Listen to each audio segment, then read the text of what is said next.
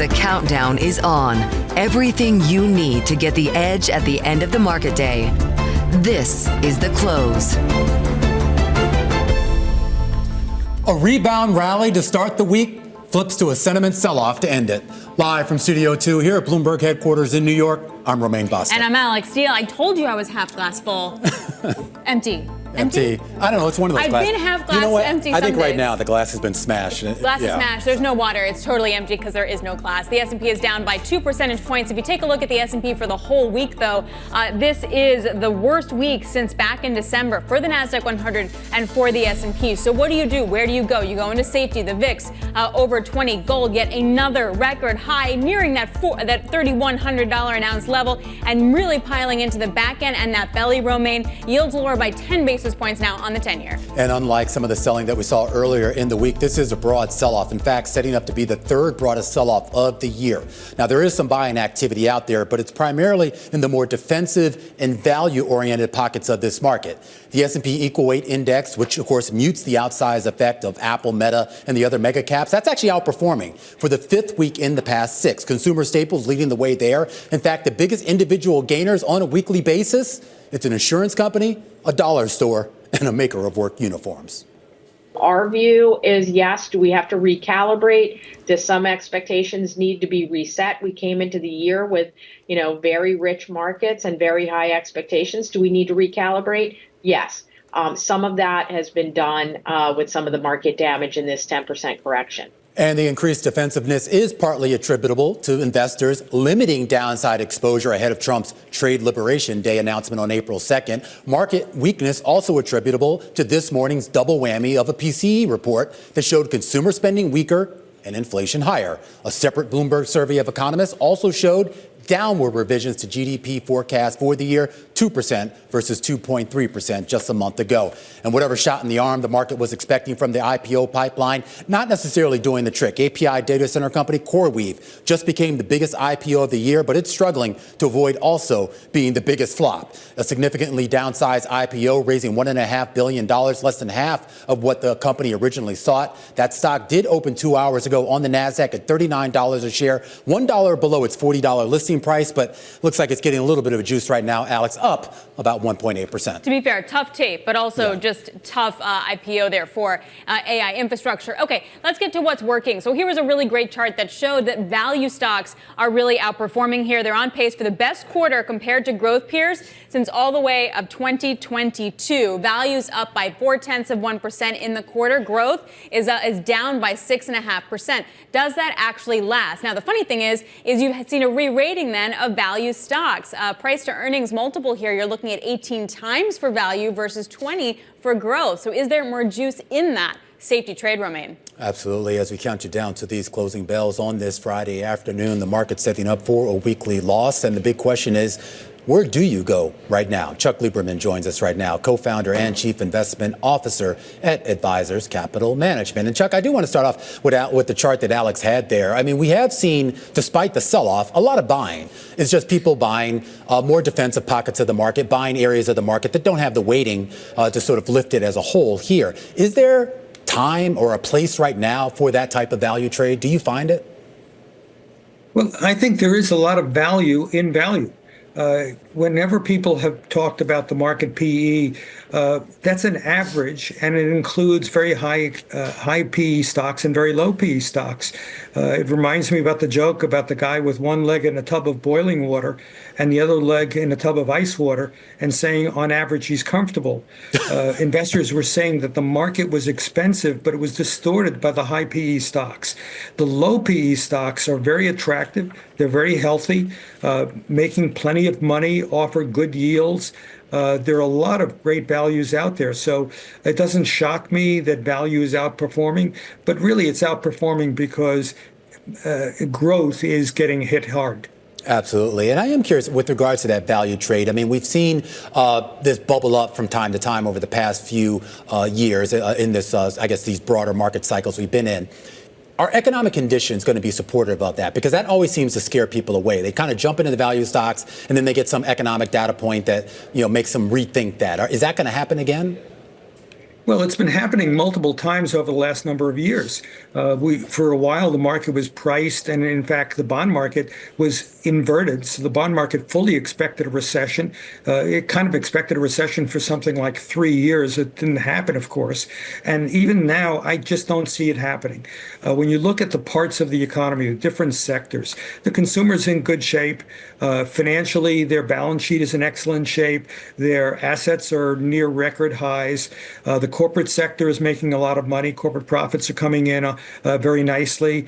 The government is still putting a lot of money into green initiatives. Maybe that'll slow down under Trump, but nonetheless, there's still a lot of money going into that.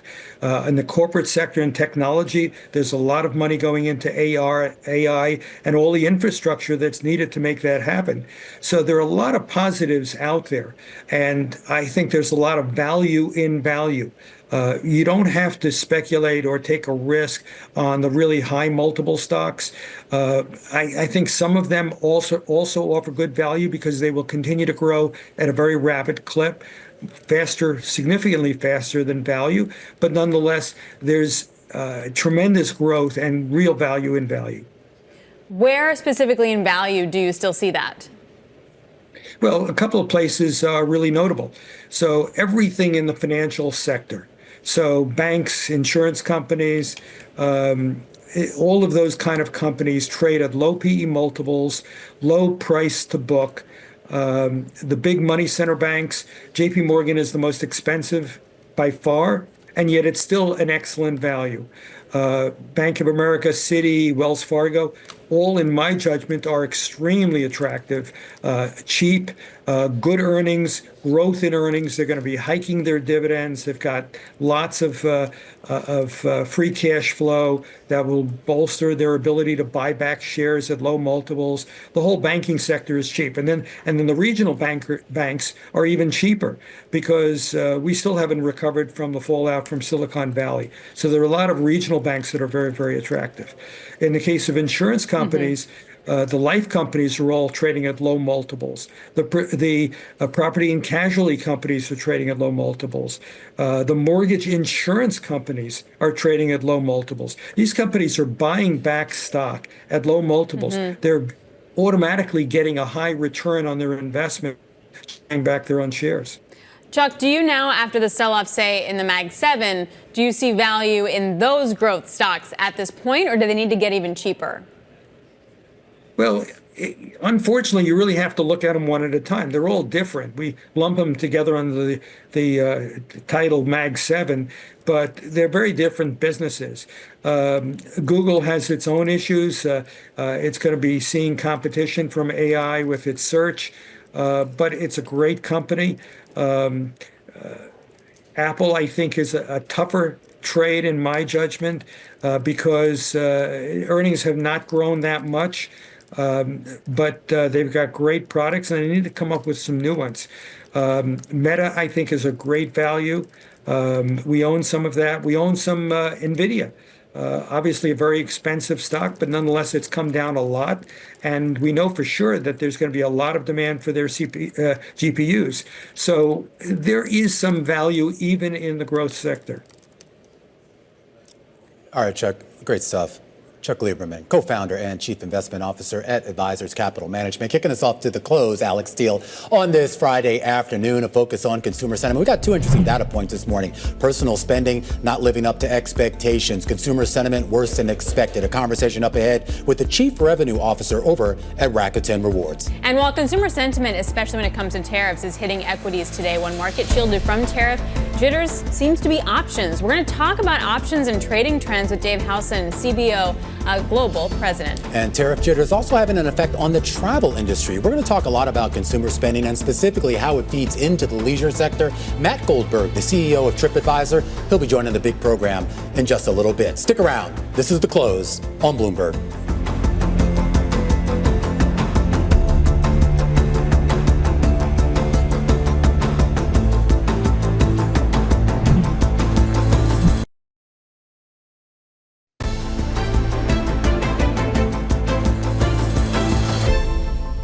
Consumer sentiment in the latest UMich survey sinks to more than a 2-year low in March. You got higher prices and tariffs pressuring consumers from all political parties. Now, in an upcoming report by Rakuten, they found only 36% of shoppers say they have enough money to afford all their essential and non-essential expenses. Joining us now to discuss is Julie Van Ullen. She's the Chief Revenue Officer at Rakuten Rewards, a cashback shopping platform. Full disclosure, I use it. I like it. Just want to put that out there. All right. Julie, what is your assessment of the consumer right now that comes to your app? I think the consumer in general is strapped financially and downright nervous, I would categorize as. We've seen consumer sentiment be at a 4-year low as reported. And then, of course, as you mentioned, our internal data shows that a mere 36% of consumers feel that they have the ability to buy both essential and non-essential purchases that they're in the market for. That leaves a huge swath of the American population having to make highly strategic choices around what it is that they're going to purchase, and not just what they're going to purchase, but where they're going to purchase it, which really calls traditional brand loyalty into question at this moment. So basically, if you go into the Rakuten app and you're like, I want to shop at Gap, and then you put Gap in, and then there's a cashback program that is there, and sometimes it's really good, sometimes it's 1% or 2%, sometimes it can be 20%. Do those now really move the needle if consumers are that strapped? Oh, certainly, of course. And I think what's even more critical is that at this particular moment, you have a complete and utter mismatch between what consumers are looking for and what retailers are able to deliver, meaning you have a highly value-seeking consumer base matched with a retail base who is facing significant cost increases as a byproduct of tariffs and other things. So the idea of how you meet a value-seeking consumer at a time when your costs are increasing is a major challenge, and incentives like cashback are just one of the ways to potentially mitigate that. Well, what's the balance then? I mean, from the consumer perspective, I mean, what's more valuable to them, to get that, say 40% off up front, to get cash back, or some other type of incentive on the back end effectively? Or does it not matter to them? The consumer is savvy, and the consumer will look for the very best value that they can derive, and that means stackable moments. That means not just cash back. It means also discounts. It means also things like free shipping and free returns. Then how important are our loyalty programs going to be then? Because I've noticed that a lot of sales, and this is just in my own personal experience, that a lot of sales, or at least the good sales, now seem to be almost exclusive, meaning you already have to be kind of in a loyalty program or some other kind of exclusive mailing list to even be made to offer. And I've noticed disparities because I'll see something that's like a great deal, 40%, and I'll tell somebody else, and like, well, I'm not seeing that. So how do the retailers play that? We don't have the luxury as retailers right now to focus on our best and brightest customers via just their own loyalty programs. They fundamentally need to use every lever, including kind of joint loyalty programs like Rakuten that give a consumer a permission to buy, especially because we work with a lot of luxury brands, for instance. And the reason is because they're able to use cash back as an incentive to push full price offers. And I think that methodology is going to have to expand to even kind of value brands as their costs increase, and they really don't, they want to be certain that these tariffs are going to stick before they consider passing that cost along to the consumer, because that is a really irreversible, huge move from a consumer experience and loyalty standpoint. So they're looking for every possible lever within their own, and it's different, right? From a direct-to-consumer brand to a retailer might have different levers that they can pull. But to your point, I think the idea is to use them all at this moment. I mean, haven't you guys gotten all the ads for like 50% off spring? Like, the spring just happened, and already like the sales. No, just me? Okay, great. Julie, so to that point, you guys have a really good window into all these different areas of the economy. Do you have a sense of what people are buying? Like, is it goods? Like, I'm going to get this washing machine, or is it like basics, or is it more service-oriented? Great question. I think there's a couple of answers that you won't find terribly surprising and one that you will find very surprising. Okay, tell me. The easier ones, I think, are grocery is up significantly, any sort of consumable, kind of day-to-day health and beauty, pet care, that sort of thing that people need for their day-to-day, up across the board. The one that's interestingly up is travel. It's been up since last year, continues to be up. It's a high price point item. It's also typically a very considered purchase. So it's interesting to me that that's an area where consumers continue to invest. And the best guess I can have about that is really this kind of escapism mentality during an uncertain time.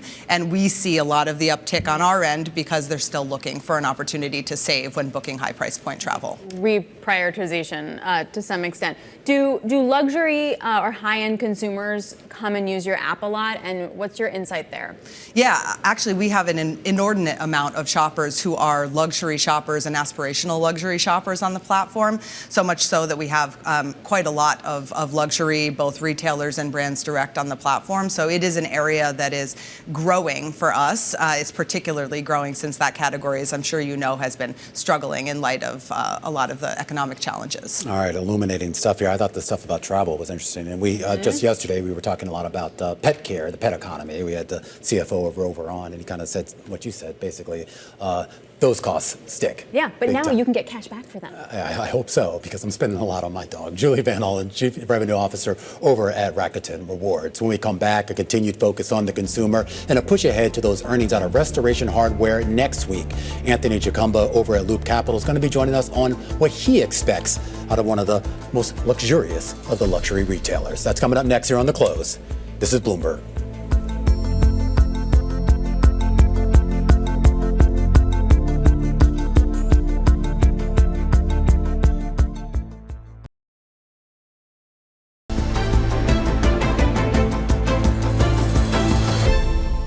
All right, let's get right to our top calls. Big movers on the back of analyst recommendations. And we start off with Applied Materials. Jefferies refreshing its outlook for the broader semiconductor space, upgrading AMAT to buy, nudging its price target to 195. The analyst says, compared to its competitors, AMAT has some of the lowest exposure to China as those trade war tensions continue to rise. Nevertheless, the share is down for a fourth straight day, longest losing streak since late January. Next up, Tanger, the real estate company focused on outlet malls and outdoor shopping centers, getting an upgrade to buy over at Goldman Sachs. The analysts there are actually saying same-store net income growth will actually stay higher for longer, and cites the company's, quote, uniquely high near-term lease expirations, which will work to its advantage. Those shares bucking the sell-off today, up about 0.2%. And last up, we got to talk about Lululemon having an awful day. Raymond James souring on the stock after the retailer's earnings report. He cuts to market perform, saying growth going forward will be modest amid competition from Alo and Vuori. He also says margins could be squeezed by what else? Higher tariffs. Those shares plunging 15% on the day, and those are some of our top calls. In fact, when you look at the sell-off today, you are seeing consumer discretionary stocks taking it on the chin across the board, and that includes a company like RH. The luxury furniture maker is scheduled to report earnings next Wednesday. Loop Capital has a hold rating on the stock, a price target of $450. And we have the analyst who covers that company joining us right now. Anthony Chukumba over at Loop joins us right now to talk about what he expects out of next week's earnings report. And I never know what to make out of RH, Anthony. I mean, it's a company that you would think would kind of be recession-proof, given that most of the price points on its goods are already geared toward customers that probably have much more of a financial buffer out there than others. I think that's true. I mean, they definitely are catering to a very high-income consumer. But, you know, look, at the end of the day, like a high-income consumer, if they're not feeling great about the broader macroeconomic environment, if they're seeing their stock portfolio maybe not doing as well, you know, they're going to be less likely to spend. The other thing to think about is that there is definitely a correlation between RH's results and new and existing home sales. You know, in other words, if you're buying that second apartment, if you're buying that pied-à-terre in Miami, if you're buying that bigger house, you know, then you are much more likely to go to RH to furnish said pied-à-terre apartment, big house. I am curious. I mean, we're talking about a stock down 40% or so to start the year. Is this going to be a story, assuming that we do see material weakness, not only in the stock, but maybe even in the earnings report? Is this going to be a story about consumer spending writ large, or is this going to be a little bit more of a story about costs, about tariffs and other things that might pressure margins? I think it's going to be both, quite frankly. I mean, look, there are definitely tariff concerns around RH. I mean, they definitely do some sourcing from the Far East. And one thing to really think about is the fact that, during the pandemic, RH definitely increased prices. A lot of furniture retailers did because, demand was very, very high. And in a lot of cases, supply was constrained. Now, by their own admission, they took those price increases too far. They raised prices too much, and they had to bring prices down. And so they might not have as much leeway as other retailers to raise prices, to offset tariffs. Interesting. But, if I'm buying a second home in Miami and a pied-à-terre in New York, and I can afford Restoration Hardware, how does that, what does a market sell-off of 2%? What does a market sell-off from its highs in a bear market mean then for my ability, correction territory, mean for my ability to spend?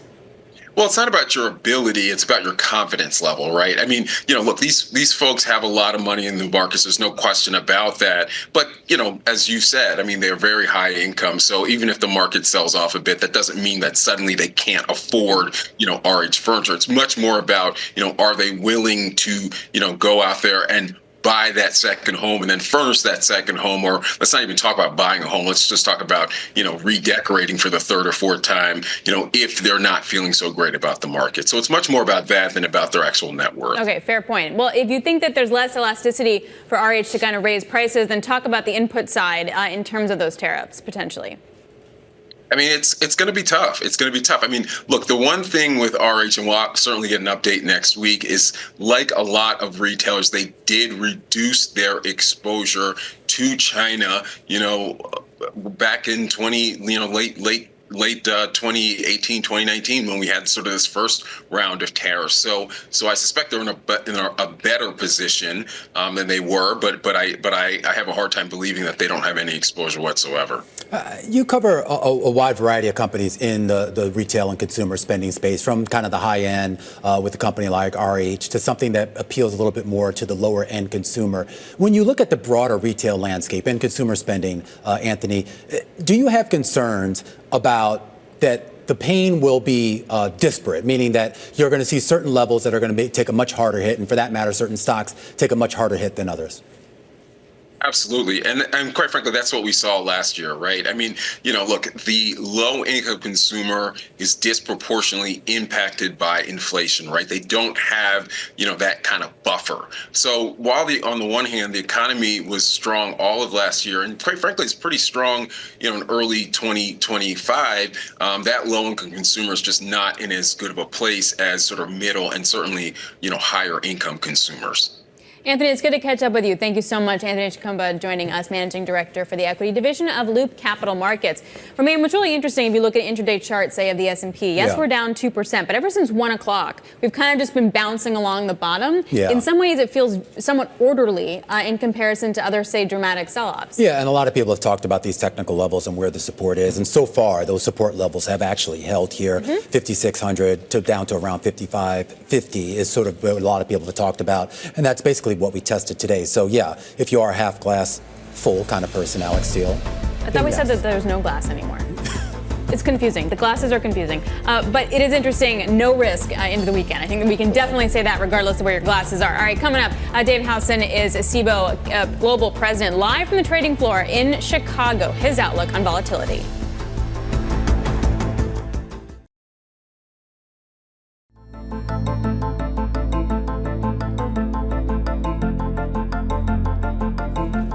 .30 p.m. here in New York.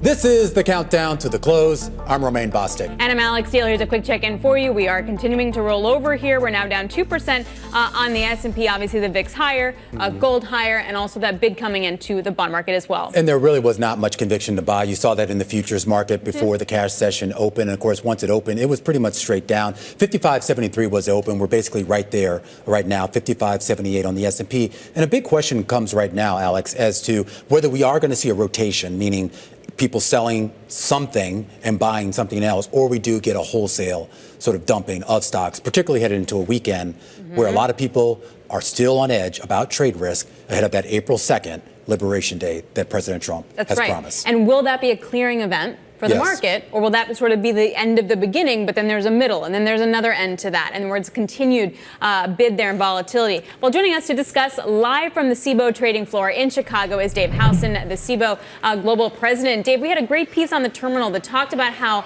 options players are not playing Wednesday. They don't want anything to do with Liberation Day. They're focusing on Jobs Friday. Can you talk us through what the market's doing?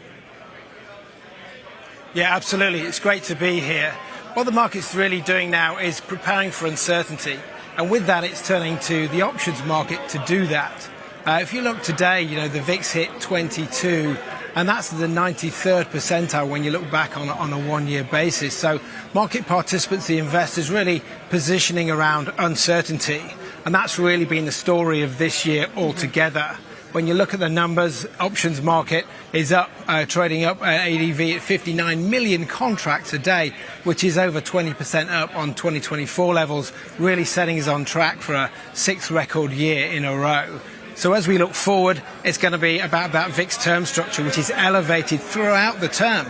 It's up at over 20 points, which is greater than the highest point it was at this time last year. What's the best way for people like us to look at the options market and say this represents the fear in the market? Because the VIX may not be the right place now that we have zero-dated options, right? What's the best way to figure out the anxiety?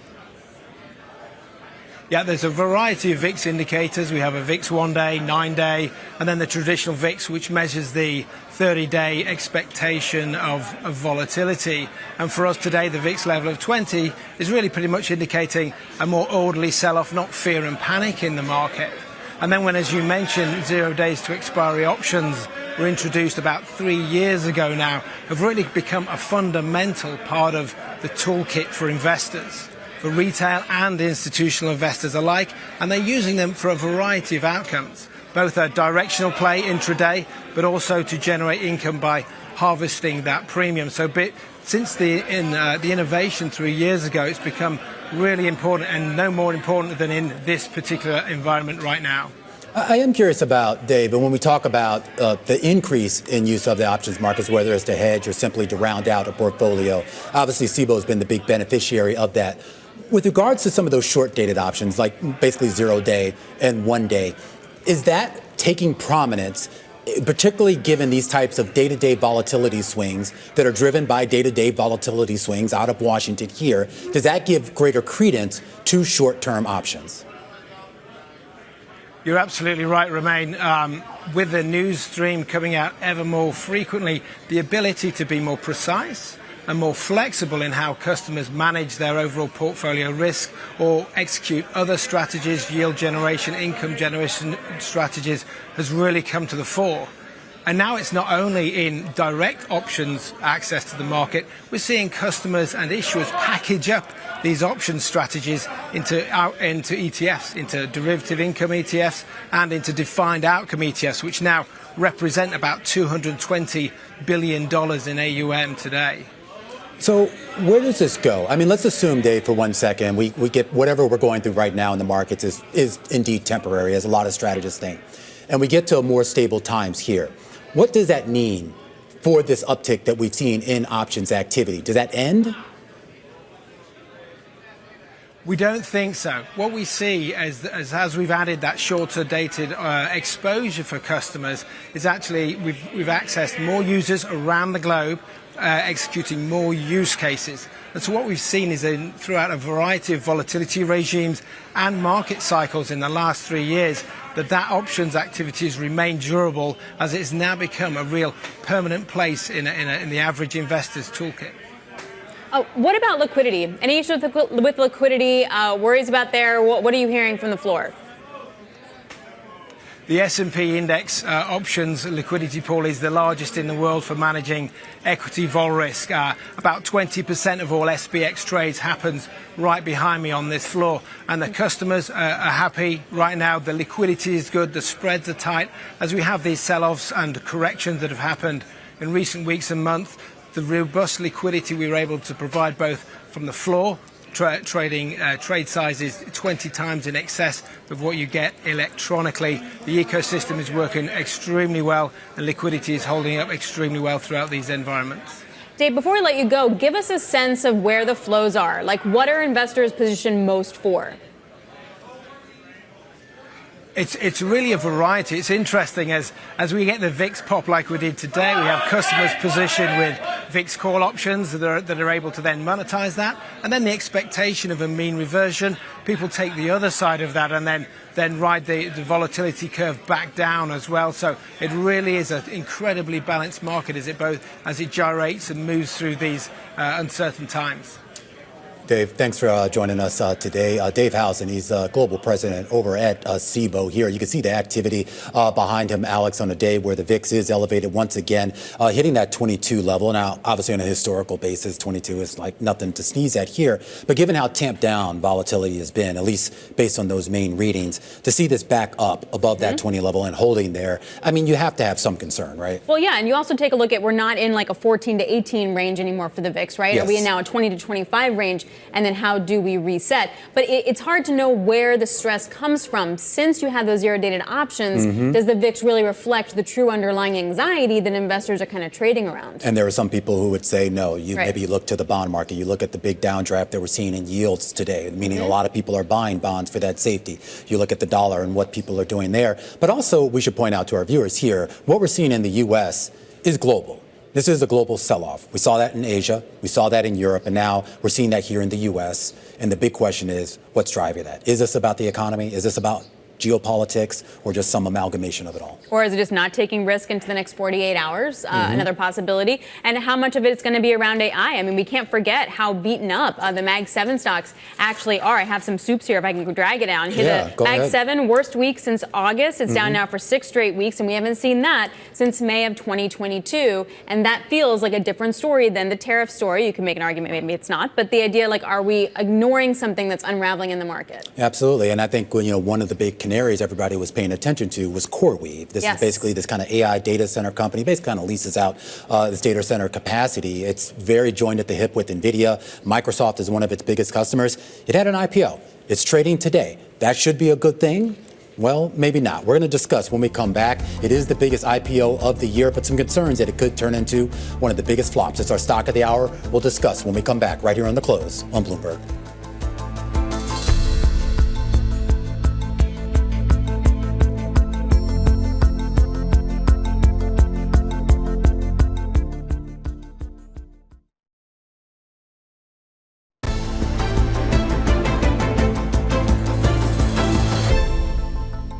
A new IPO is now out. That is CoreWeave. It's the biggest IPO of the year and really the most significant IPO of the AI era.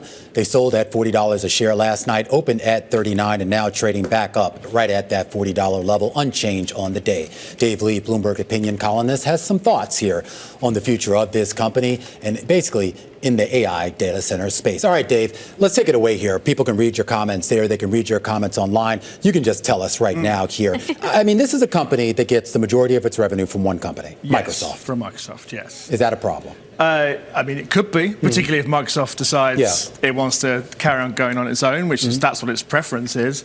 Or the bigger question, what if Microsoft thinks, you know what, maybe we didn't need quite as much of this data center capacity as we first thought. We're going to start pulling back. The first place you'd think they would do that would be an outsourced company like CoreWeave. And I think that's why I find this stock so interesting and why I wrote the column, is because for the first time on the public markets, we've got a company where the entire ballgame is AI.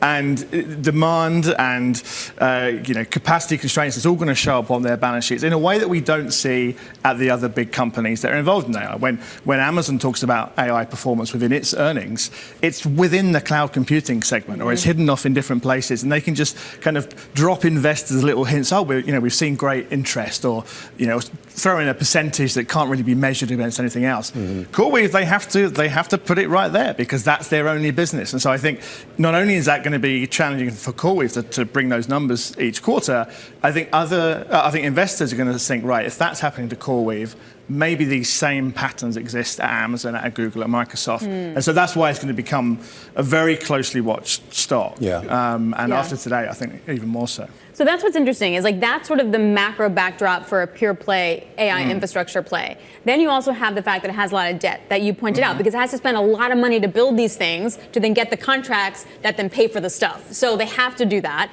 And then the third thing is it's a tough tape. This was a really tough week to be an AI play. How do you rank them? Well, look, I've been watching the sort of various comments today from some of their lead investors and the CEO, sort of saying, okay, well, this is early days, early stage of our growth. That growth story is incredibly hard. It just requires so much money, and which is why, the capex of tech companies has just shot up, because they're paying for all these data centers and the build out, and the power is another thing as well. And the difference with those companies is that, well, if Meta wants to invest massively in AI, that's fine, because Meta essentially is an advertising company and it can lean on its existing legacy business. That's something that CoreWeave doesn't have. And so that's where I think this big question, which is sort of behind the debt question as well, they need to service that debt on the basis that they're going to have explosive revenue from leasing out these centers that they're building with that money. And I don't think that's certain by anybody. I am curious, for better or for worse, CoreWeave will be kind of the barometer for the AI spend, at least until another big company comes to the public markets. And I know that's not fair to them. So here's my question. Why can't we still look to Microsoft or NVIDIA or Alphabet for a better read on where the AI spend is? Because no one's saying the AI trade is over. No. It's just saying that maybe it's going to be trimmed around the edges a little bit. Yeah, and I think one of the things I've complained about commonly in my columns is the company's not sharing enough information to do that, to sort of make investors sort of see a little bit beneath the surface, so they know exactly how those companies. I wonder now if we might see a bit of that, right? I wonder if we'll see Microsoft say, here's some proper figures. So although you might be worried about something CoreWeave's done or any other factor in AI, this is what we're seeing ourselves within our company. But we've gotten some of that before with Salesforce and Dell. Had they been a little bit more forthcoming in saying this is directly related to the AI? But this is a company that's directly focused on LLM, large language model training, like infrastructure training for that one piece. Like they're not doing inferencing. Like this is one piece. So to your point, like getting any real figures on that would be huge. All right, Dave, good stuff. Dave Lee, Bloomberg Opinion columnist, joining us on CoreWeave and that IPO. All right, you got the market sell-off right around the lows of the session, off by about 2%. We are at 55.74. Now the low for the year was 55.21. So that seemed to hold, and obviously it's holding right now. We'll see for how long. Sam Stovall, Chief Investment Strategist at CFRA, joins us. Sam, you've been in this market for a very long time. When you look at the price action, is there panic in this market? Is it orderly selling? Can you help me describe it? Well, Alex, I think certainly what we're going through is at least a retest of the March 13th low. It's a little bit soon, I think, to be going through a retest. But let's face it, we eclipsed that 10% decline threshold in only 22 calendar days. And historically, a very swift decline to that level has resulted in a fairly narrow decline overall and a fairly quick recovery. So I think it's because investors don't want to be long over the weekend ahead of the April 2nd reciprocal tariffs, that they're basically saying, I'll take whatever profits I can and run. Oh, it's you. It's you. Oh, it's me. It's you. Sorry, Sam. Yeah, sorry. We like to take turns here. It gets to this idea, though, Sam. So when we talk about this idea of stocks being sold, is this more temporary and tactical? Because it does seem like we have these days, and then a couple of days later, we'll get the exact opposite of what's happening today. We'll get a 2% rise in the markets or something. I mean, where is the sentiment right now? People want to be invested or not? I think they would like to be invested because early on in this decline, rather than everybody in the red with the defensive groups falling the least, you actually had the defensive areas, consumer staples, healthcare, utilities, real estate, and energy in the green. And that indicated to me that investors were willing to rotate rather than retreat. Recently, however, we have been seeing investors rotate away from all areas, really sort of in a flight to safety, moving into gold, moving into bonds. I think basically realizing this is a manufactured correction, and it can be concluded very swiftly with just a few words from the White House. Do you think that that's what's going to take, that we'll have a clearing event of that sort on Wednesday?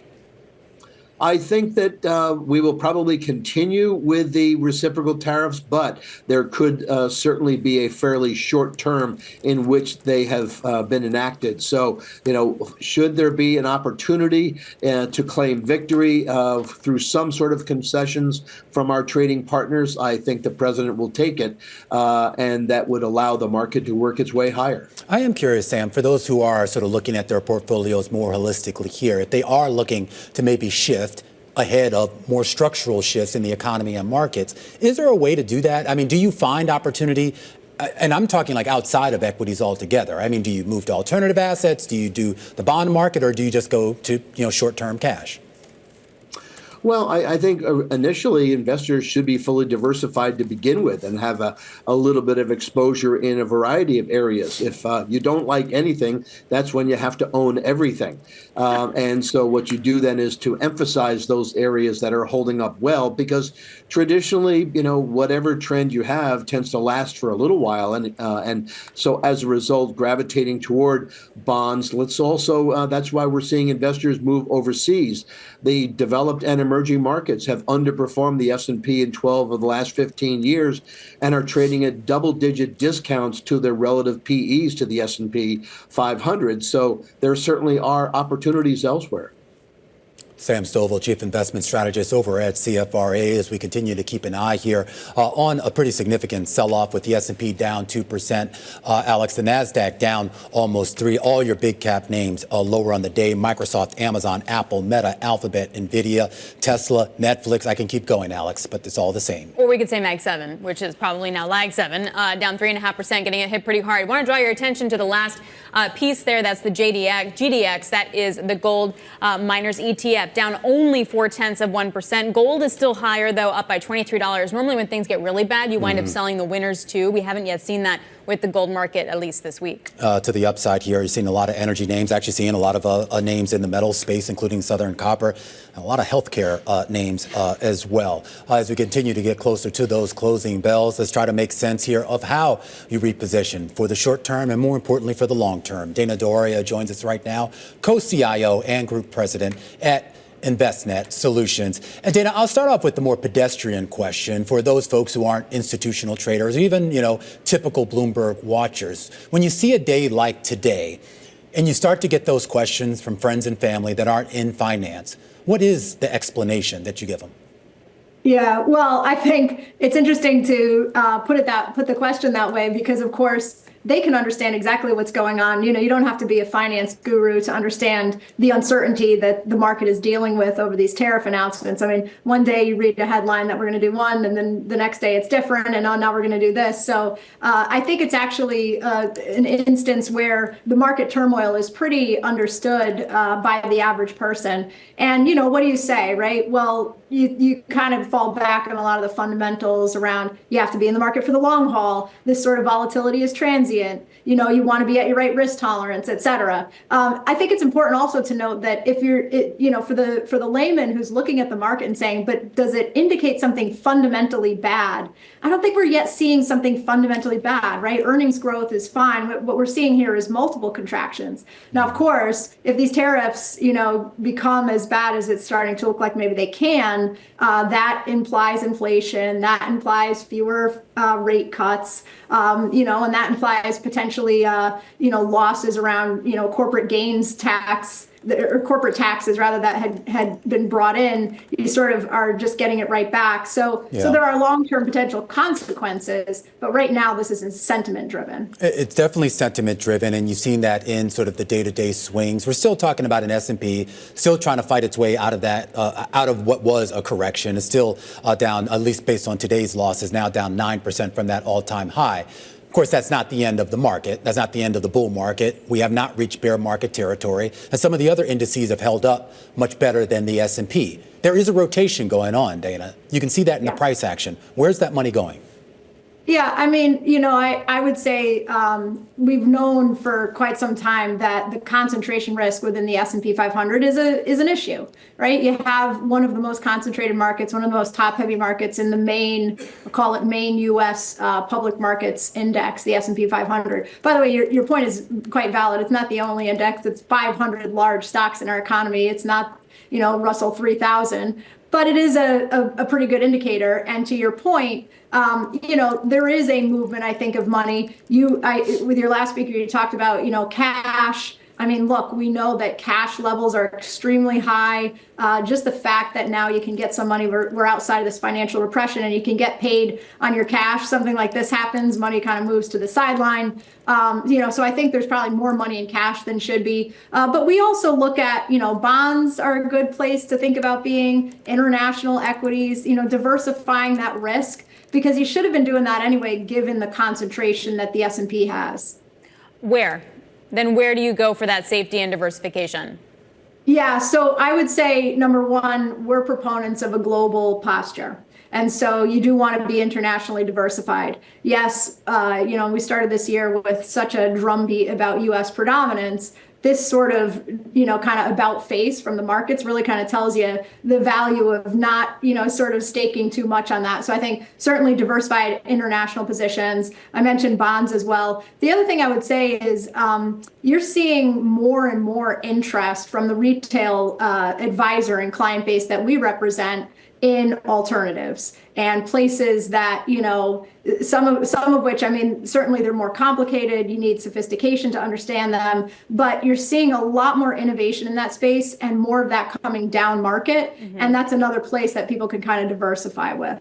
We are seeing, though, the investment grade index, the spread starting to widen out a little bit. It's been so well behaved, then it had a snafu for about a week, and then it went well behaved again, and then now it's having a little bit of a snafu. And I'm wondering, does that still have the same meaning that it did before when you're looking at, say, alternatives? Yeah. So I think, it depends on, so alternatives, of course, are not a monolith, right? Right. And much as I say it as kind of a group, they're actually various asset classes in that group. And depending on which one you're looking at, you kind of might give a different answer. I mean, from the perspective of where I was going with the retail advisor and client, a lot of it is a private credit interest that you're seeing now going forward. And part of that is just because the new innovations in these vehicles, these registered semi-liquid funds that are available now to this audience, private credit as an asset class may be better suited in some of those vehicles. And so part of it is just, hey, what chassis do I have available to me? What vehicle? And then, which asset class can I get into that? But certainly we know, private credit has a ton of interest right now, especially if you're, kind of, which a lot of investors are looking for maybe an income type vehicle. And so that's one area for sure. The other one I'd point out, and I'll tell you, in the retail space, this hasn't often been an easy sell, but hedge funds where you have low beta to that fixed income index as well as to the equity, of course, is a good diversifier. Now, selling that and getting people to kind of understand the benefit of that is not always an easy slog. Yeah, absolutely. But to your point, though, too, I mean, we have seen a lot of that diversification, or at least what we were able to see, at least in the publicly available data. And of course, we all know the outperformance that we've seen with regards to bonds. I mean, right now you have stocks sitting on losses for the month and for the quarter. We are on the penultimate day of the quarter. Meanwhile, you're sitting on pretty sizable gains if you were in the bond market, 2-3%, pretty much across the board. Once we get to Liberation Day on April 2nd, we have a big payrolls report a couple days after that on the 4th. There has been sort of the sense here that as we head into the next earnings season, this market will have clarity. Not necessarily what they like, but they're going to have clarity. Do you believe that? I can't say that I can't throw my vote on that at this point. Look, I think this administration has been clear that it views the opportunity to negotiate as paramount. I think, there's a willingness to inject uncertainty into the markets. I think that's pretty well proven. I mean, look where we started, right? It's going to be pro-growth. The market's going to benefit by these types of policies. And, and the last speaker actually mentioned this too. We've had the quickest declines that we've seen. I think, yes, you're going to get some clarity, beginning of April. I don't think that's an end to, what we could see coming down the pike by any stretch. All right, Dana, I have to leave it there. Dana D'Auria, co-CIO and group president at Envestnet Solutions, as we break down all of today's market action, starting right now. The Closing Bell, Bloomberg's comprehensive cross-platform coverage of the U.S. market close, starts right now. And right now, we are 2 minutes away from the end of the trading day. Romaine Bostic alongside Alex Seal taking you to the closing bell.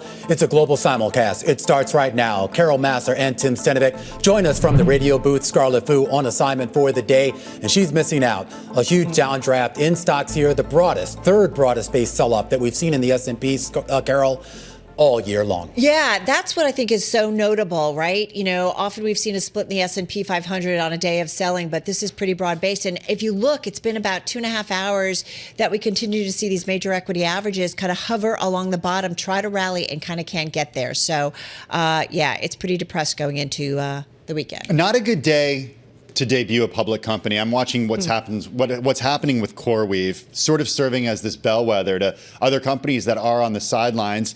And it's flat right now, but a pretty disappointing showing for the company. And really the question then becomes, guys, as you see the VIX tick up as well, is will that Wednesday be the clearing event for equities? And do we all breathe a sigh of relief? There are indications that the options market's kind of ignoring Wednesday to some extent and focusing more on Jobs Friday.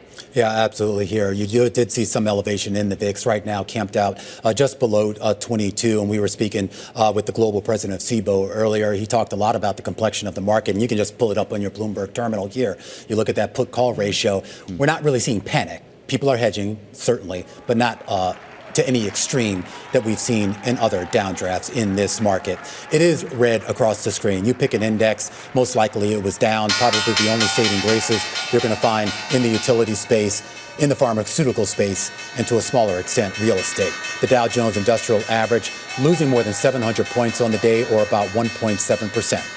The S&P 500 down more than 100 points, or about 2% on the day as we wait for these numbers to settle. 55.80 and change is roughly about where it's going to end the day. The NASDAQ Composite down almost 500 points, or 2.7%. Similar decline for the NASDAQ 100. The Russell 2000 is going to close out the day lower by 2%. All the major indices lower on the week.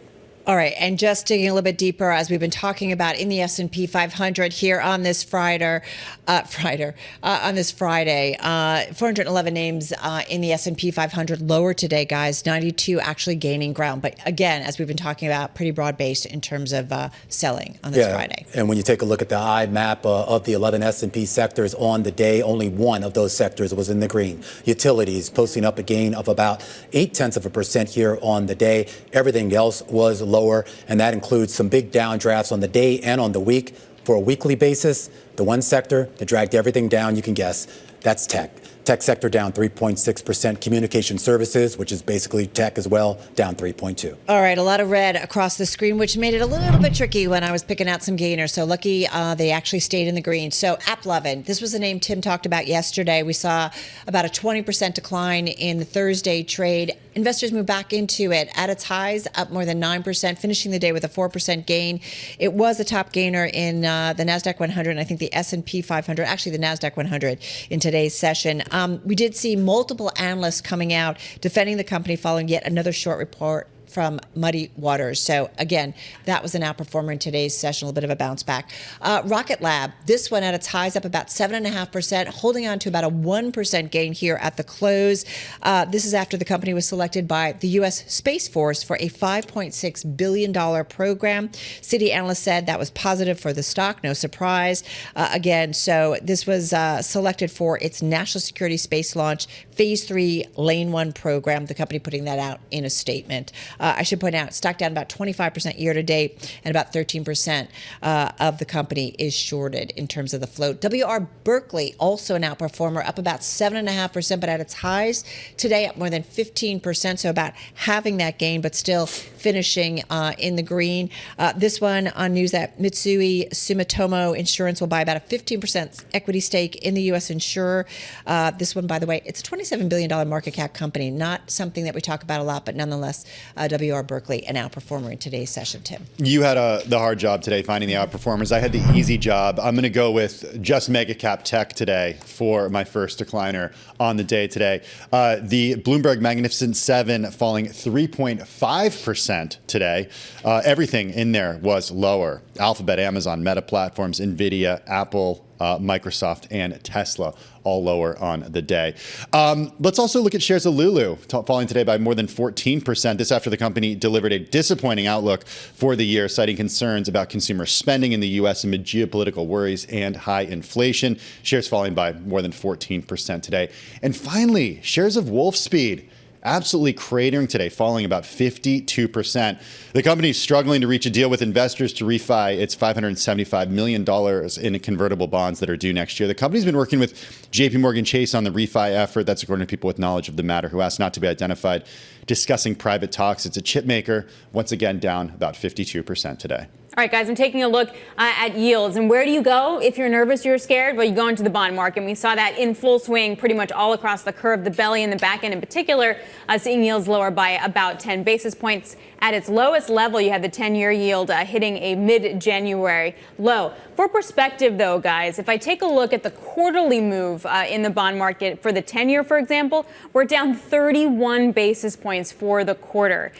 So it's quite interesting. On a weekly basis, we're kind of flat. Monthly basis, we're up a little bit. Quarterly basis, down 31 basis points. One other point to note, guys, we were talking about this earlier with the credit stress. So the market CDX, North American Investment Grade Index, that actually jumped. So we're starting to see that corporate bond spread widen out a little bit as the day continued. And this gets us to the question of kind of where these catalysts are going to be to move this market in theory higher, whether it does become, I don't know, that April 2nd event. That is Wednesday. And we had Julian Emanuel on the program earlier, guys, who talked about this idea that in his view, he does think that could be a market clearing event, meaning the uncertainty now becomes certainty and you can trade around it. You also have earnings next week out of RH. And on Friday, you have that big jobless report, that monthly jobless report. Jobs report is what I'm trying to say, guys. Easy. Well said. Yeah. Well said. So okay. Hopefully it will contain jobs. Maybe we're looking for some jobless It'll be job stuff. full. How about that?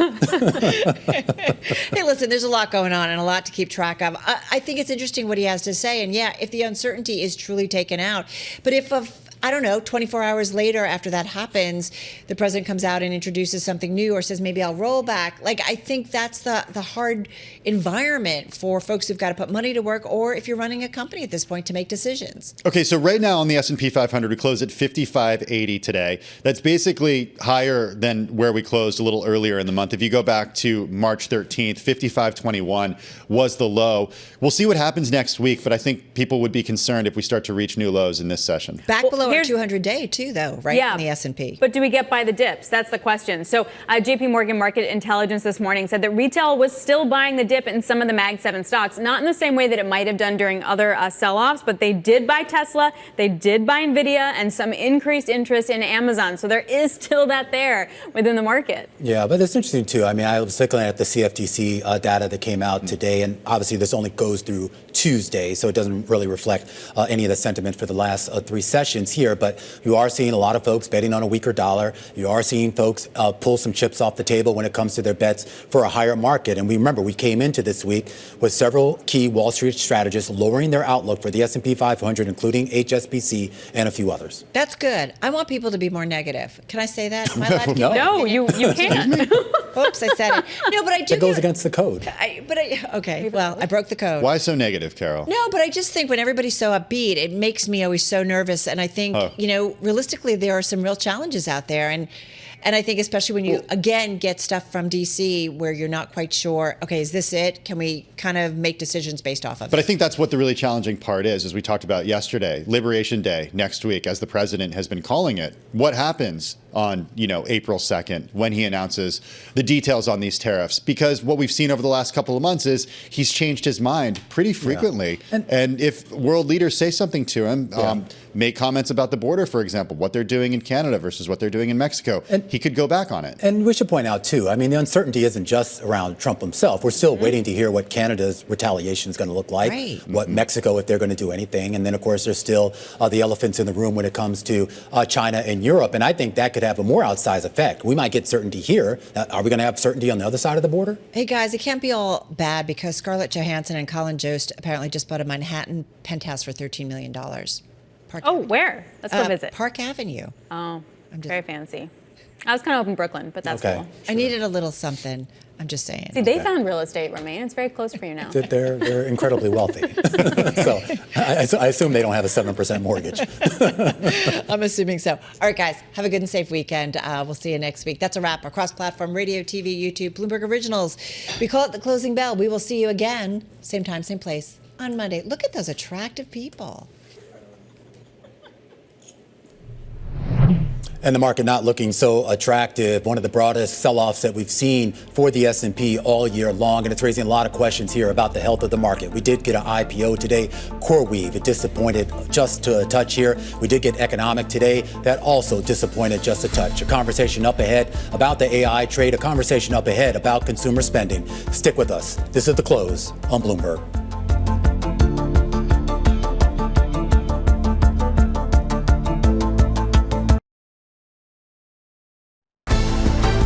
The countdown is on. Everything you need to get the edge at the end of the market day. This is The Close. Earlier this week, we had one of the strongest rallies, one of the most significant rallies of the year, but we end the week with one of the most significant sell-offs. The S&P 500 down about 2%. More importantly, it was the broad-based nature of this sell-off. 400 stocks in that index moving lower. The broadest sell-off, third broadest sell-off, I should say, that we've had all year long. It's raising a lot of questions about what can lift this market. You're not getting it from big tech. The Magnificent Seven as a group down almost 3.5% on the day, and you saw the whole AI trade under pressure all day long. If you were looking for bright spots, you found it in utilities, and that was pretty much about it. Of the 11 S&P sectors on the day, in fact, utilities was the only one higher. The biggest gainers on an individual basis, it was a lot of boring names. Healthcare, some financials, and insurance companies. W.R. Berkley up about 7.5%. That was actually your biggest gainer in the S&P today, and not necessarily for any real fundamental reason. That was an idiosyncratic story, and that was it. In the retail space, a lot of pain. Lululemon had their earnings yesterday. The impact today, you see it there, a 14% drop in the shares, as a lot of people concerned here about whether consumers not only have the capacity to spend, but more importantly, whether they have the willingness to spend. We saw those PCE numbers this morning that showed personal spending coming in way below expectations, and we got an update of those UMich sentiment numbers that shows sentiment sour. RH, also in that bag. We're going to get earnings out of them, the ultra luxury furniture maker. They report earnings next Wednesday. And of course, NVIDIA, representative of so much that's been going on in the AI space, those shares down once again. And that brings us to our top story, and it is that AI trade. And whether today's IPO for data center player CoreWeave is a sign of appetite for AI investment or a harbinger of souring sentiment on what had been the hottest trade of the past 2 years. CoreWeave did make it to market. That is a good thing, but only after downsizing that offering, raising about $1.5 billion. That's at least half of what it had been seeking. The shares priced last night at $40. They opened today at $39, and they closed today at $40. The listing comes at a weird moment when several industry executives and Wall Street analysts have been positing that spending on AI infrastructure is outstripping actual demand for AI services. Now, CoreWeave does have the advantage right now of being one of the few pure play AI stocks out there, which maybe helps it attract investment dollars.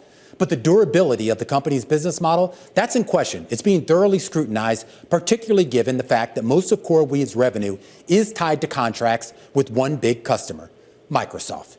You saw the drop in the Mag 7 on the day and on the week. Well, the Global X Artificial Intelligence ETF, AIQ, it includes Apple, Salesforce, Broadcom, and Microsoft. That's down 15% from its highs in February, which includes a more than 3% drop just this week alone. So is there life left in that trade? Dan Newman joins us right now. He is the CEO over at the Futurum Group. And I know, Dan, in the past that we've talked to you, you've been relatively bullish on AI, relatively bullish on tech as a whole. When you look at the downdraft we had this week, do you have any optimism left? Hey, good afternoon, Romaine. Tough day today for sure. I think the AI trade maybe is in a moment of pause, but the AI investment has actually become a really good opportunity. You remember, Romaine, everybody lining up around the block to buy Tesla at 400 or, high 300s, NVIDIA well over 130. And now these numbers have come down, and it's really a macro effect. I don't think the demand is down. I think some of the TD Cowen stories, I think this actual CoreWeave IPO and some of the concerns around it, they're not actually detracting from what we're going to see in terms of the deflationary value of AI and technology in terms of driving the next bull market and the next growth economy. But it is a signal that right now, until we get tariffs, until we get interest rates, until we get inflation under control, I think there's a lot of people on the sidelines that are either not willing to trade right now, that need to think, do I want to invest in these great companies? Well, that's what I'm curious about. I mean, what do you make of the price action? Do you think it actually really is representative of how people feel? I mean, I know it kind of seems like a dumb question because the price is what people feel, but there are also a lot of folks on the sidelines. So I don't know how representative some of these days really are. I think over the next few weeks, we may see what I'd like to call max pain. We know this tariff uncertainty just continues to kind of create this spiral, and it almost feels like President Trump and the administration has this little lever. And I've actually talked to some of the big tech CEOs, and they almost joke about this little lever that he says something and boom, market goes up. And he actually knows that he could say something else and the market goes back down. But I've talked to these same CEOs, and all of them are incredibly optimistic. And I'm talking about CEOs of companies like Cisco, like AMD, like ServiceNow. They are not saying that the demand isn't there. Of course, we are seeing this sort of infrastructure build out. We're scared of ending up with ghost cities that are these massive AI deployments and they're not being used, but everyone believes they're going to be used.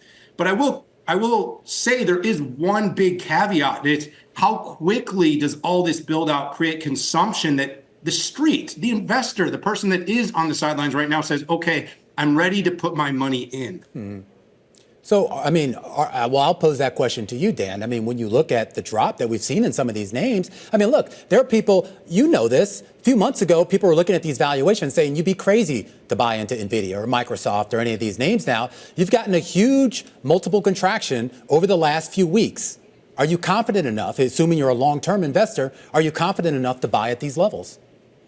I think that when we see the tariffs settle over the next few weeks, I think we'll see a little bit more of a dip, but we all know you can't ever spot the bottom. No. I think that if you still believe that Google is going to be one of the future companies in cloud and AI and generative AI, these prices are great. I mean, I genuinely believe these companies will win, and they have so much operating leverage that even if we see some type of recession and see some type of pullback, I think these companies can grow through it because it's not these large companies with really strong balance sheets making big investments in the future that are going to get hurt. It's the smaller companies that are going to have a hard time borrowing, that are going to struggle through this period of time. So I really like the big tech names. I like the AI names. I just think it's not a trade right now. Yeah. It's the AI investment moment. And if you still see this, and I do, I see this happening, you've got to be looking and saying, these are really great prices considering what I was willing to pay for these 3 months ago. I have to get your thoughts, though, on the CoreWeave IPO. A lot's been made of it, and I know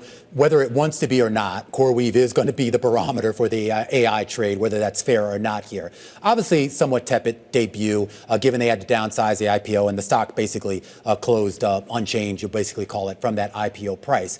Longer term, though, is the AI trade in a company like CoreWeave, or should we be looking more towards something else that might come to market down the road, whether it's an OpenAI, Anthropic, Perplexity, blah, blah, blah? It would be really easy to kind of look at what happened today with the down market and this IPO and say it just came out at a really bad time.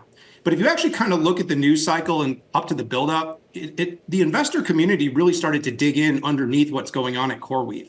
And I basically came to the conclusion that CoreWeave's challenge, its smaller IPO, its smaller fundraise, some of the broader concerns were warranted. And it makes it a little hard because it almost feels to me like CoreWeave is a bit of a proxy of NVIDIA. They've got this massive dependency on bringing in investment and then taking those same chips and then using them for leverage. I don't love that because the 6-year depreciation model really concerns me. We're seeing annual cycles, and Jensen himself is on stage saying, hey, if you have Hopper, you won't need it anymore because Blackwell is so much more efficient. I know that's not exactly true. There's a little bit of, stage presence in how that's being presented, but that worries me. I also worry about the dependence on Microsoft. So I think there's a disconnect. I think there's going to be some great opportunities in AI. I think CoreWeave has some financial challenges that they have to prove through. They've got to show that GPUs can hold value, and they have to show that this market growth can continue because that whole business model depends on growth continuing at a pretty staggering rate, and they don't have the balance sheet of Google, Amazon, or Microsoft. Yeah, absolutely not here. And of course, also saddled with a lot of debt. Still, I'm sure they're just kind of relieved to get the market, $18-19 billion market cap to start off with. And of course, we've seen a lot of great companies in the past have relatively tepid debuts. Meta, of course, being one of the most famous. Dan, got to leave it there. Daniel Newman, CEO over at the Futurum Group, helping to break down a lot of that's been going on today. And now we're learning more headlines out of President Donald Trump talking about tariffs, saying that he does have plans to announce tariffs on pharmaceutical products soon. In his words, he was also asked about the auto tariffs and whether there would be any concessions. He said that deals on averting those auto tariffs, in his words, would come later, though he is willing to make deals on that front. So a lot of risk heading into the weekend, a lot of risk heading, of course, into that April 2nd Liberation Day as investors try to make sense of it all. But how's the consumer feeling? A lot of mixed results when it comes to whether they can spend and, more importantly, whether they're willing to spend. We're going to take a closer look at the travel sector, which so far has been holding up. Matt Goldberg, he's the CEO of TripAdvisor. He joins us after the break. This is Bloomberg.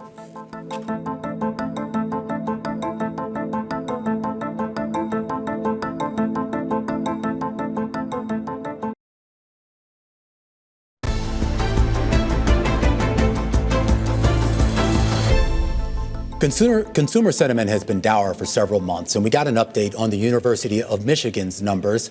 They are sinking now to a 2-year low. This as the Fed's preferred measure of inflation starts to tick up. Consumer spending coming in weaker than expected in that same report. For more insights into how the consumer is holding up, specifically through the lens of travel, let's bring Matt Goldberg into the conversation. He's the CEO of the travel platform TripAdvisor, which, well, you can book a hotel, you can book an air flight, you can book a restaurant. And so far, from what I've heard from other companies, those bookings have actually held up pretty well. Are they holding up on your site? Well, the traveler consumer wants to continue to travel. And the discretionary category is one that they're protecting, particularly around experiences, because they want to have the next experience and not necessarily buy the next thing. So the traveler consumer has been strong. And we've seen post-pandemic, there's always going to be something, and the consumer is going to continue to travel. Where are they going, I guess? Are they taking like these big sort of bucket list trips to, some far-flung places of the earth? Or are they just saying, I'm just going to, drive a couple states over and, go to the state park? Well, it's everywhere. Yeah. Now, there may be some bifurcation between the upper end and the mid and lower ends, and you might make different choices. But clearly, international's holding up well. We see long haul holding up well. We've heard that from some of the airlines.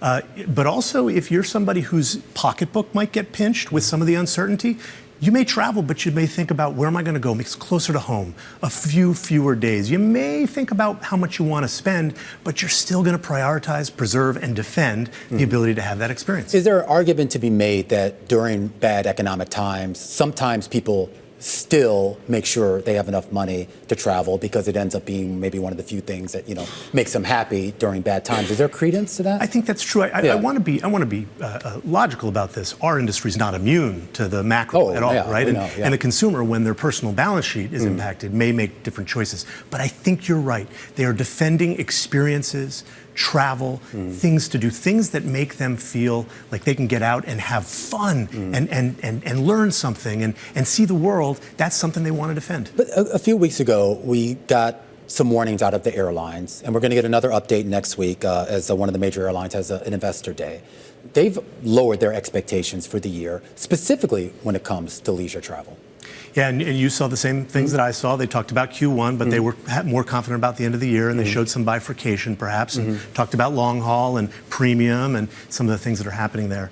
One of the things that we do is we built our business around experiences, and we are focused on making sure that no matter what somebody wants to do, whether it's close to home or far away, we can serve them. Because you don't have to get on an airplane to have an experience. You can get in the car, you can do it down the road, and you can experience the world, whether it's dining or something to do, or doing a cultural immersion in your own town. Have you had any discussions with your team or some of your colleagues in the industry about a potential shift in behavior because of what's going on in Washington? There's been anecdotal stories, we should point out, of people either postponing overseas travel or overseas travelers postponing trips to the U.S. because of concerns about the geopolitical relationships going on right now? Well, obviously, uncertainty in these things can factor into all kinds of choices. But, I think that the traveler still wants to travel, and we'll serve them wherever they want to go, whether it's an iconic place in a famous country or closer to home, something to do that's immersive, an experience like a farm-to-table experience. They will go and do that, and that's how we're trying to connect to that traveler and serve them wherever they want to go. So how do you keep TripAdvisor itself competitive? I mean, this is a very competitive business with what you do. I saw you actually had a deal that I just read about with Perplexity on the AI front, the idea of making it easier for people to plan out things. And we've seen a lot of people start to plan out their vacations using various AI tools. Absolutely. Well, our vision is to be the most trusted source for travel and experiences. And as people start to experiment with technology and use AI, they want to find better experiences. So discovery, they want to plan more effectively, so seamlessly and quicker and not have to go to lots of different places. They want trusted content and information. And we think AI will be a tailwind for us because we've got a trusted brand, we've got content and data, and we sit in the ecosystem in a place where we want to guide you and then connect you to marketplaces where, as you said, you can book a restaurant, an experience, a hotel, and have that moment that is transformative. If times are hard and people are looking for more discounts or deals, can they find that through you? Absolutely. Well, the history of TripAdvisor is clearly we've been a place you can go to compare pricing, and we think that that's very interesting. It's also a place where we want to reward members who come to us and book one of these things. We're going to put a membership together to reward you. So when you book, you get rewards and a wallet that you can use across categories. So we actually think that will be very attractive and get many more people coming to us direct. Matt, appreciate you stopping by. Matt Goldberg is the CEO of TripAdvisor as we continue to focus on the health of the consumer, the health of the economy, and everything that's going on in Washington. Kailey Leinz is the co-host of Bloomberg's Balance of Power. And Kailey, just a few minutes ago, we heard from the President of the United States aboard Air Force One, addressing the elephant in the room for investors and consumers alike, and that is tariffs. Yeah, especially tariffs that we've heard him talking about for some time now, Romaine, including pharmaceutical tariffs, which he has been floating really since he took office. He said earlier this week that he would be announcing pharma tariffs at some point, but he just told reporters on Air Force One that they would be coming soon without getting specific as to what that date would be or what the rate would be that those levies would be charged. So it's unclear whether or not this will be part of what is expected to be announced next week, Wednesday, April 2nd, what the president is referring to as Liberation Day, where he's planning to announce reciprocal tariffs on U.S. trading partners. And also, of course, the formalization of the auto tariffs that he announced earlier this week, 25% on all imports of fully manufactured automobiles. He was asked about that on Air Force One as well. He said he is willing to make deals on auto tariffs, but that any conversations around that, deals around that would come later on. So in theory, those will still be taking effect without exception next week. Of course, those levies expected to be starting to be collected on April 3rd, and we're still awaiting clarity as to what the reciprocal levels will actually look like for various trading partners, as the president all throughout this week has been suggesting that perhaps expectations could be lowered. He thinks they're going to be more fair to other countries than is the prevailing wisdom right now. Well, that would certainly bring some relief for some folks in the market. Kailey Leinz, the co-host of Bloomberg's Balance of Power, which airs at 5 p.m. Washington time, comes up right at the top of the hour after this program. So with those tariff fears causing stocks to suffer one of their worst days of the year, we want to talk about maybe the potential implications up ahead, assuming those tariffs do stick around. Ed Yardeni joins us. He's the president of Yardeni Research. And Ed, I mean, everyone is already starting to rethink their economic forecast. There was a Bloomberg survey out earlier today that showed economists have lowered their GDP forecast from 2.3 down to 2%. We've seen some Wall Street strategists lower their outlook for the S&P 500. One of those strategists is you. When you take a look at these tariffs and this April 2nd Liberation Day, do you think we will get some type of clarity that maybe provides a floor for this market and the economy? I think it's possible. We'll get a lot of the bad news on April 2nd, but we don't know for sure that there will be more. As we've seen with this president, we get almost a tariff announcement every single day. The days we don't get a tariff announcements tend to be good days. So I guess any day without him talking about tariffs is a good day for the market. But he certainly talks a lot about tariffs. And then, of course, there'll be a lot of negotiations going on, and maybe that's where the market starts to do better, is when we hear that there's some progress being made to actually lower tariffs. Now, reciprocal tariffs don't have to lead to retaliatory tariffs. they could lead to negotiations that, on a reciprocal basis, bring tariffs down. But the market has to have a sense that that's where we're going. Right now, I think the market continues to be choppy, kind of zig and zag here. It's what we expected at the beginning of the year. It's just been choppier to the downside than the upside as we anticipated. I am curious, as we sort of work through all of these changes in Washington policy and sort of search for an end, a light at the end of the tunnel, there's a fear that people are becoming paralyzed, whether it's market participants standing on the sideline or, for that matter, consumers who see these headlines and they just say, look, I may not have lost my job, I may still have my income. Doesn't necessarily mean I need to go out and spend a lot of money on things that I don't actually need. Are you concerned that that could have an economic impact, that aspect of it? Yeah, I'm somewhat less concerned than other economists are. We're not really lowering our expectations for consumer spending as a result of tariffs. As a matter of fact, we think a lot of the weakness in January and February was weather related. We had the coldest January since 1988, and February was also kind of off the charts in terms of how cold it was. We're expecting that there's going to be a nice rebound in the spring in consumer spending. And as we saw today, the income numbers are there. The labor market remains solid. And so as long as the job market doesn't deteriorate, and right now it continues to show resilience, I think the purchasing power will be there for consumers, and I think they will spend. You mentioned travel in your previous interview. I think that remains strong, but I think the healthcare industry continues to do extremely well. The leisure and entertainment, the restaurants do extremely well. There's a lot of baby boomers that are retiring that have a lot of net worth. No retiring generation before has been as wealthy as the baby boomers. And not only are they spending on retirement, but they're also passing some of their income along to their younger, their offspring, to their kids who need some help. Yeah, that's a fair point. And on that point, Ed, I am curious about the state of the housing market. I mean, in theory, some of those folks might actually be passing on their real estate at some point soon as well. What is the health of the housing market? I mean, we're entering into the spring selling season with mortgage rates, 6.5%, 7%, depending on what part of the country you're in. Inventory low, and prices, though, still elevated.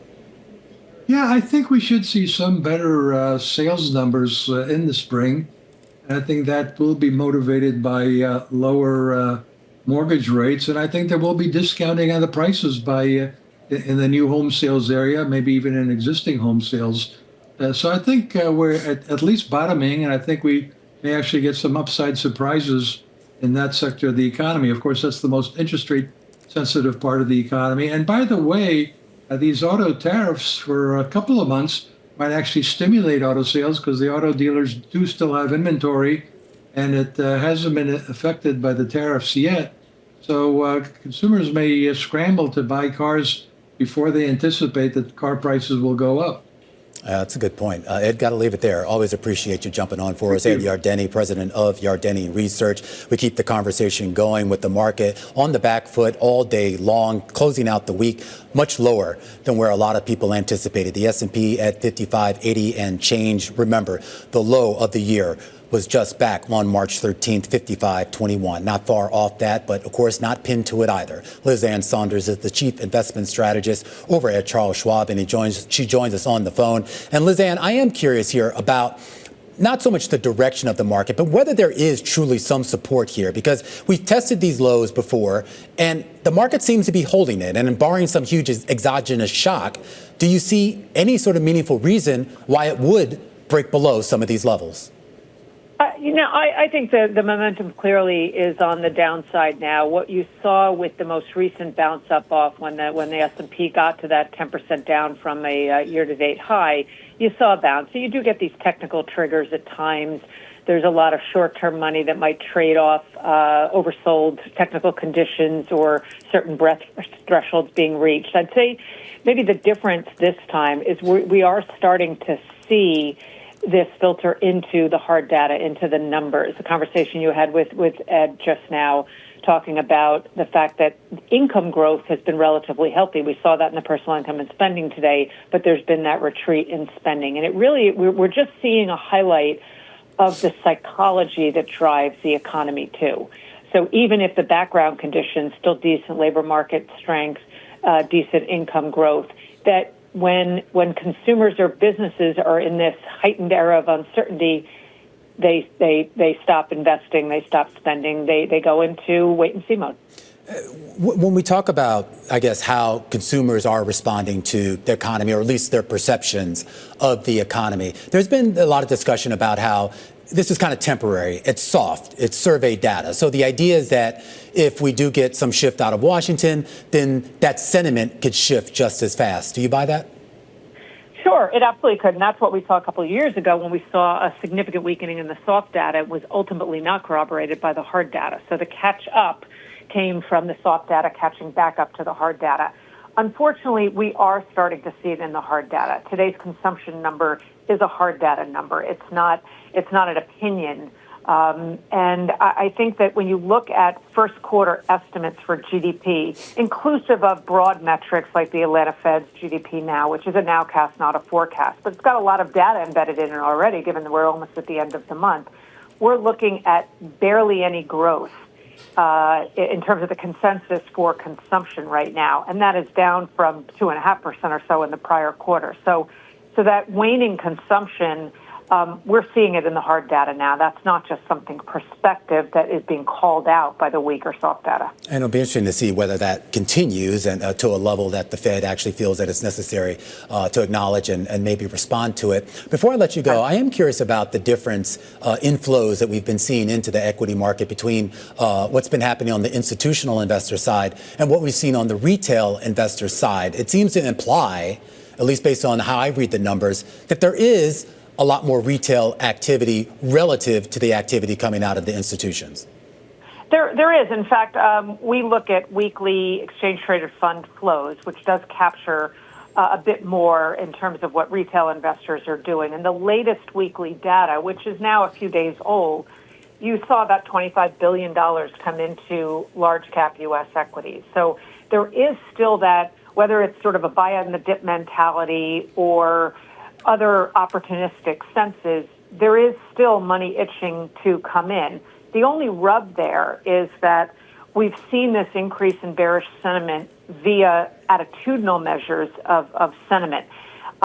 It wouldn't actually be a bad thing if we saw it in the behavioral measures, too. That's what happened in the fall of 2022, where we got the washout in sentiment, both on the attitudinal side and the behavioral side, and that represented that pretty powerful contrarian indicator.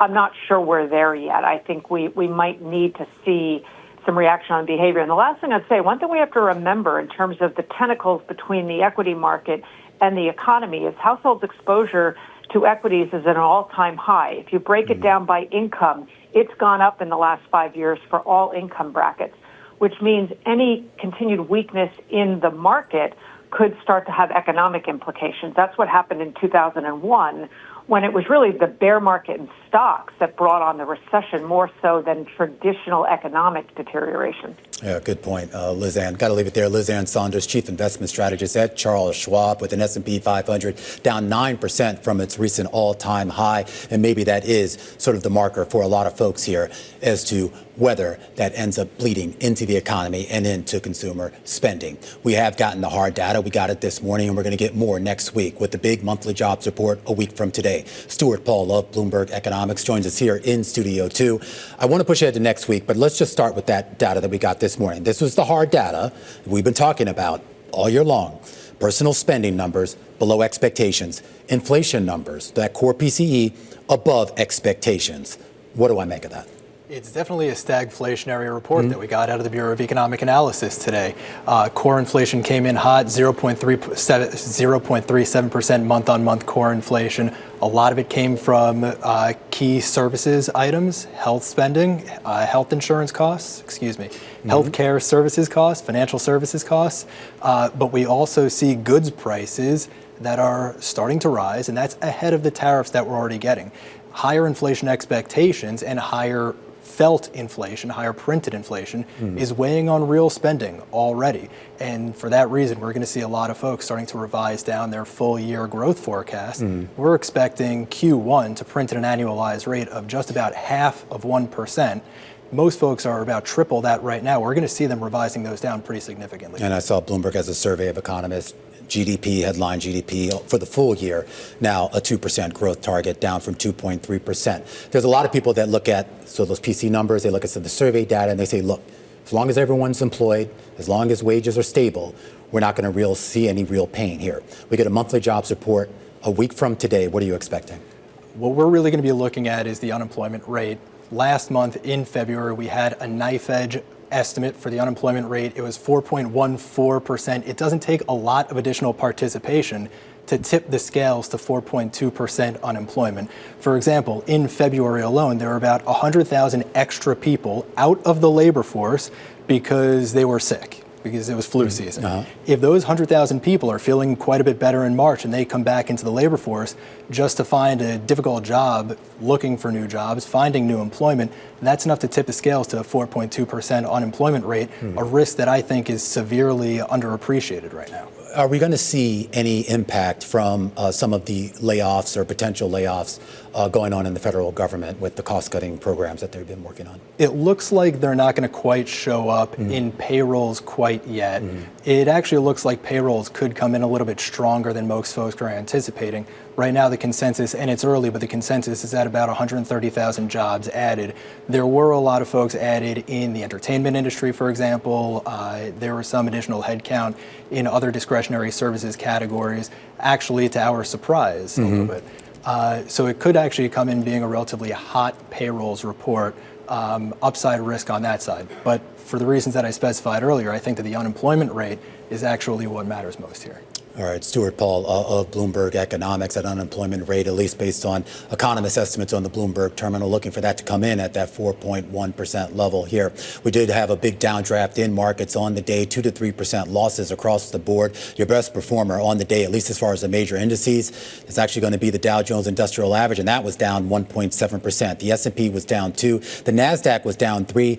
And it's really no secret as to what dragged everything down. The Magnificent Seven had an awful day and an awful week here. All of the big names in there moving lower on the day.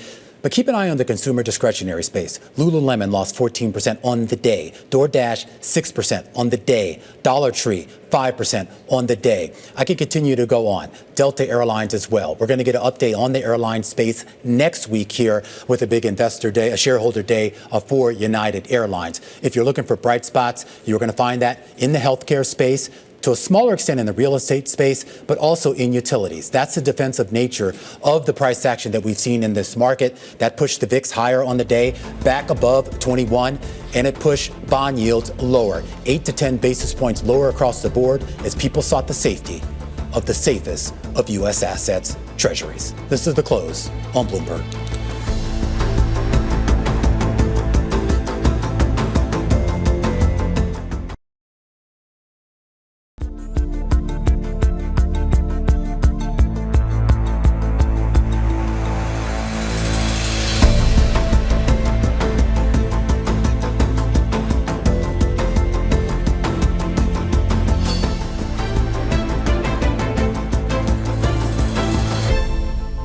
All right, we've been talking a lot today about the consumer. We got that PCE data, energy prices. Well, they are actually higher. In fact, consumers have been pressured on energy costs as they continue to surge. And Bank of America warning utility bills are actually rising much faster than official inflation figures. Now, some companies are, trying to address this situation. There's a new startup out there called HomeBoost. It's providing a DIY energy assessment, identifying anything from leaky windows to missing insulation. And, hopefully then you can correct the problem and save yourself a little bit of cash. And this is the focus of this edition of Next Up, a segment where we highlight the entrepreneurs and trendsetters moving the needle in markets, technology, and the venture capital space. And I'm pleased to say that the founder and CEO of HomeBoost, Selina Tobaccowala, joins us right now. Selina, great to see you here. Great to see you. You're a prolific entrepreneur. A lot of people might recognize you from your old Evite days. HomeBoost, I'm actually very intrigued by this. So effectively, we're talking about an app where I can almost kind of be my own kind of home inspector, if you will, kind of see where drafts are in my house and other sort of, energy robbing sort of deficiencies, if you will. Kind of explain how it works. That's right. So we have HomeBoost really is trying to help the customer save on their bills and be more comfortable in their own home. And so what we give the customer, we actually send you a thermal camera. The thermal camera is really important to understand the building envelope. And then you scan your home. It takes you about 30 minutes. You use our app.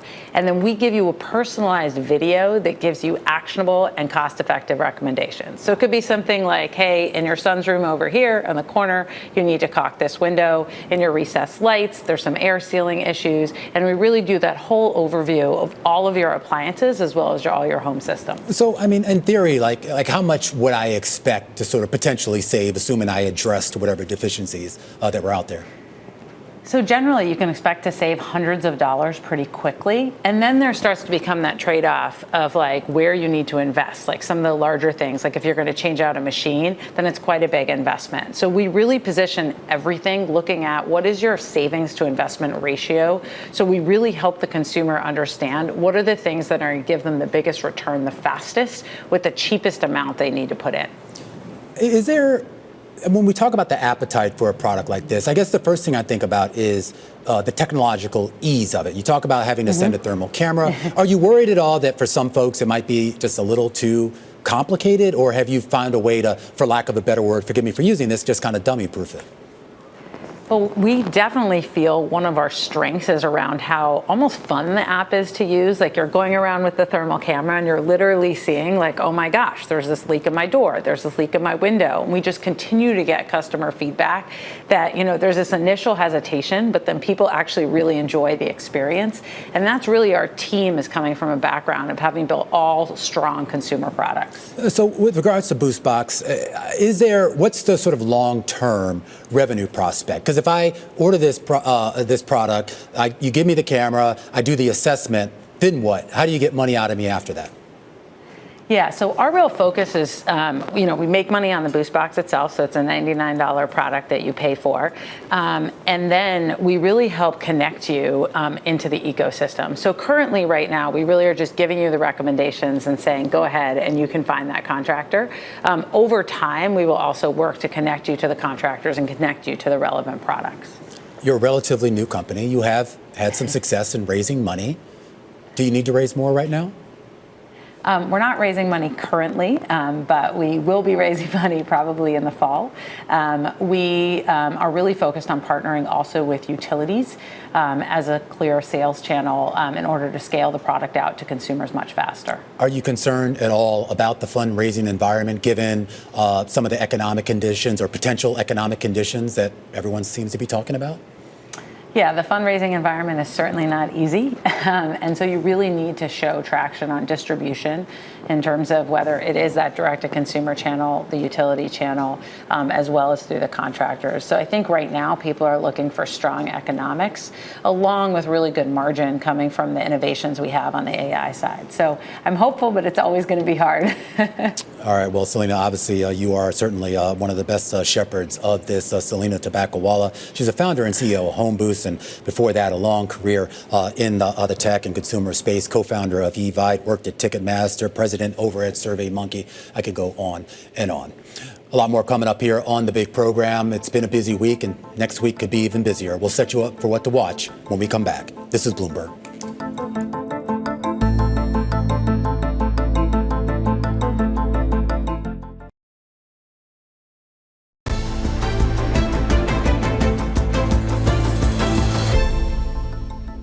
All right, it's been a busy week on Wall Street. It could be even busier next week. Here's what investors will have their eyes on, and we start overseas with the second largest economy, China, set to report PMIs and PMI data out of China. We're also expected to get data out of Europe as well, including some CPI data, inflation data out of Italy and Germany. Tuesday should be in focus here. We are getting vehicle sales in the U.S., of course, top of mind, given those auto tariffs, which are set to take effect on April 3rd. ISM manufacturing data on that day as well. JOLTS data, also something to keep an eye on. Wednesday, Liberation Day. That's the day Trump has promised to finally announce reciprocal tariffs here, a much more detailed view here of what U.S. tariff policy will look like going forward. U.S. factory orders and durable goods also coming out that day. Then on Thursday, ISM services, something to keep an eye on. We saw some weakness in that last number that came out of S&P on the services side. And then Friday,